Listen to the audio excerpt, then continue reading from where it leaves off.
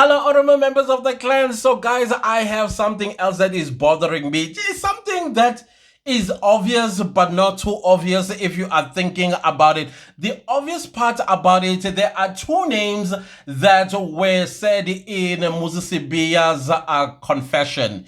It's the names of Marco as well as Makimba, right? We know that Makimba passed on in 2019 through Dubula type of situation, and we don't know who's Marco. Now, this is my suspicion, okay? My suspicion is initially the police were looking into like criminals that are problematic in KwaZulu-Natal, or maybe coming from the northern part of KwaZulu-Natal.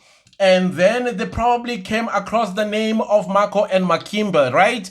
And then they decided that when they are going to be cooking this confession, which I still think it's a cooked confession, that I think was written either by Zungu or Mboto. This is my opinion. I'm not saying that they did it, but it's my opinion that I suspect it was put together by Zungu or by Mboto, or whoever the people that they have gone to make these confessions at are the people that put together these so-called confessions. I think with accused number 2, it was done by the magistrate coroner. And of course, I think the Mtanzi's confession is going to sound pretty perfect English, because I think it's going to be put together by Cronje herself. Again, I'm just rubbing my two IQs here together. I'm not saying that Cronje did write that statement, but I am just saying something isn't right here. And they know there's something not right with this case. So I'm assuming that initially, the people that have cooked up these so-called confessions, in mind they had Makimba as well as Marco, without knowing that these two brothers, because they are Buthelezi brothers, they were both serving a sentence of some sort in Kalagabusha prison in northern KwaZulu-Natal. I think it's somewhere in Pangeni, that prison, if I am not mistaken. So somewhere, somehow, the accused may have asked questions like, wait a minute, but you are liking us to people that are already been in prison since 2013. How is it possible that they came out and deleted Senzo Mewa? And the police were like, oh, sure, we need to change. We need to get to people, like real people who are out there, and then we will replace them with those two names. Because it cannot be that they were in prison in Kalagabusha and then they go and commit a crime of this nature in Vosloorus in 2014. That is not going to make sense, and nobody's going to buy that story to begin with, right? So that is why I think that Makimba had to go type of situation, because probably he was making the loudest noise about his name being linked to the Senzo Mewa deletion when he was in prison in Kalagabusha type of situation. So I think that is why he had to go. Where is Marco? Anybody know where Marco is? Who's Marco between the 5 accused of deleting Senzo Mewa? Because in Muzi's statement, Makimba as well as Marco are mentioned, and they're the people that went in the house to rob, because they wanted this to look like a robbery, when in fact, according to the so-called confession, it is a hit on Senzo Mewa, right? Now, I think this is why Gininda says, and because this is the only discrepancy amongst everything that is written in that statement or confession, that why everything else is according to the crime scene, corroborates with the eyewitnesses, the crime scene, and the docket, and all that stuff. But the two names are the only one that Muzi decided to give Gininda as them, and it turns out to be the wrong and incorrect one, because he was misleading the investigation. Because if you're misleading the investigation, you would do it from the start to finish. You are now going to corroborate with everything that is said in the eyewitnesses statements, in the statements of the eyewitnesses outside, together with the crime scene and all of that stuff. It doesn't make sense. Why only this small, tiny little discrepancy? You are saying that he is the one that said that. I suspect that They initially put Makimba, and when I say that, I'm talking about the police that cooked this particular case. They made a mistake of mentioning Makimba and Marco when they were already in prison in 2013 to 2016. And now they're one pinning it on Moses Sibia by saying he's the one who lied, he's the one who misled them about these two names. Just like if you remember, understanding the trial within the trial, Gininda told the court that the Ntanzi's family offered 3 million rand, basically bribing the police not to arrest or to release Bongani Ntanzi from this matter. And then I don't know if you've seen, and I'm not mocking the Ntanzi family, I'm not mocking anybody. I'm just going to demonstrate something as a Zulu person myself. You know, when a Zulu person is a millionaire, have you seen a millionaire Zulu person? I mean, look at the ones that you see on social media, on Instagram, on TikTok, as well as Facebook. Those rich Zulu people. Do you think they are quite... If you thought Nigerians that have money have a big mouth, try a rich Zulu person. Especially a Zulu person that did not necessarily was trained around money. And let me tell you something. If you think, what do you call those pens? Those pens that we wear, what again? The ones, yeah, you know them, with Pringle. I forgot what they call again because I don't wear them. I think I should start wearing those pens as well. Oh, come on, the word is on my mouth, but I can't get it out. Yeah, the one we wear with Pringle, as well as everything that you can imagine that has money. That is what we do as Zulu people. Now, you look at Ntanzi's home. I mean, there were videos of Ntanzi's home. Is that a multi-million rander's house? No.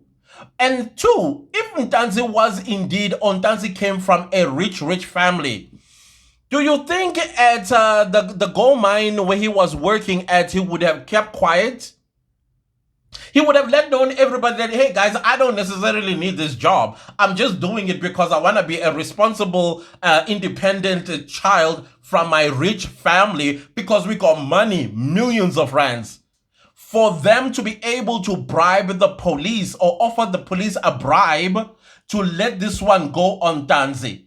Why is he saying that? It's because the Ntanzis are the ones that are accusing the police of offering them 3 million rand so that Ntanzi confesses to the deleting of Senzo Meiwa. So every time when the police are caught on something and then the families of the accused persons, they are blasted out into the media or on the public space, the police turn around and turn the tables and say, no, it is them who offered us 3 million rand. And when you look at the evidence, where would have gotten 3 million rand to give to you? Where? There is no, the home does not look like they even have 10,000 rand. Again, this is no offense. I'm just trying to demonstrate the lies of the police here. And the second thing, which I'm going back to Makimba as well as Marco, and what's his name? Gininda says this entire statement, it is correct. And then he says it's correct with Marco as well as Makimba. In that statement, he says it's true. He doesn't say, with the exception that we were misled by Moses Sibia that Marco and Makimba were the people that went inside and Marco is the one that pulled the trigger. He doesn't say that. He said that whole statement is true. He says that. But the question is, when did they realize that, wait a minute, we got the wrong names in the confession? Now we need to turn it around and pin it on Moses Sibia and say he misled us. This is what's going on. This has been sitting in my heart and I'm thinking, no, I cannot let this one go because it does not make sense at all.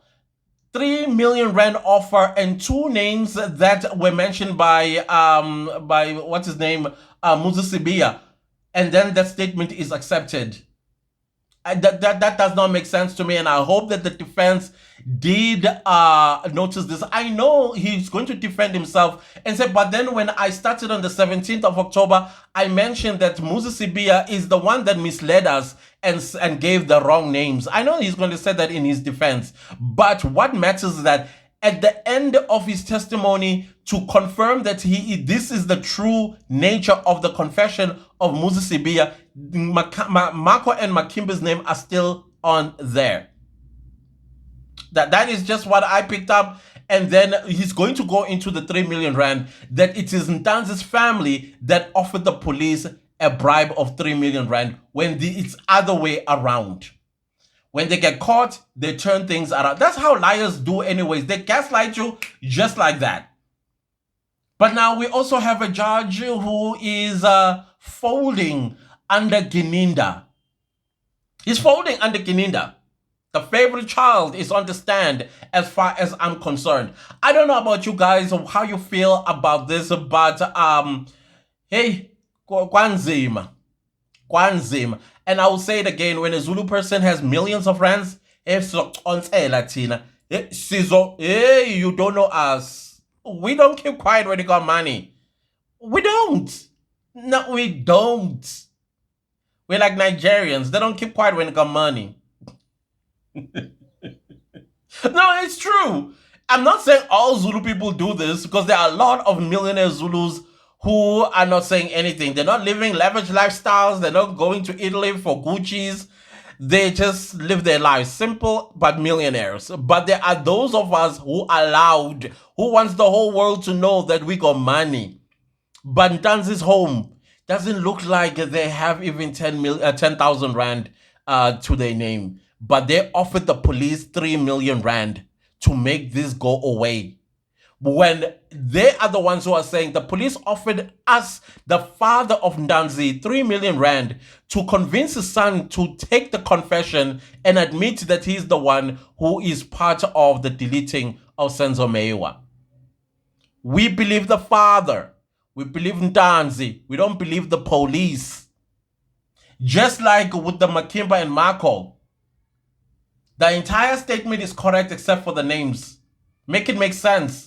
Because if I'm going to mislead the police, I'm going to do it from the start to finish. I'm not going to tell 99.9% of the statement to be true, and then that 0.1% is going to be a lie. That doesn't make sense. You made a mistake. And when you realize the mistake, you said, okay, now we need to correct this, but we need to pin it on Musisibia, that he's the one who misled us. That's what I picked up. Anyways, guys, I don't know what your thoughts are. Please write in the comments. Are you not bothered by this? Because I am, honestly speaking. It's bothering me. What is bothering me about it is that Judge Rata is going to accept it as facts. Other than that, guys, do not leave this video without liking, sharing, commenting, and subscribing. And when you do subscribe, make sure to click the bell notification so that you get notified every time I upload a new video, especially if you like us here, because this is what we do. We rub our two IQs together and then we spark stuff that comes out of our noggins. And because we're not lawyers, judges, or legal experts, we just use this. And if you are a person that uses this, please do join. See you next time with a new video. Goodbye.